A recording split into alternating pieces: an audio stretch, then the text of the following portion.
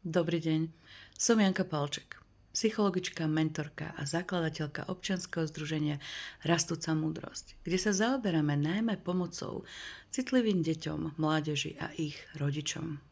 Napísala som knihu, ktorá je tak trochu futuristická. Je o dievčatku, ktoré sa narodilo s veľmi vyvinutým šiestým zmyslom, čo znamená, že dokáže rozlišovať pravdu, dokáže pohnúť predmetom na stole, či telepaticky komunikovať. Toto sú veľmi populárne témy medzi deťmi a mládežou. Taktiež som ju ale predkala rôznymi psychologickými múdrosťami, praktickými vecami, ktoré dievčatko sa naučilo postupne, ako šlo životom. Teda sa naučilo rozlišovať, komu veriť, ako rozmýšľať prakticky, ako svoju inakosť premeniť na zlato. Čo vám poviem? Myslím si, že bude nielen poučná, ale aj zábavná.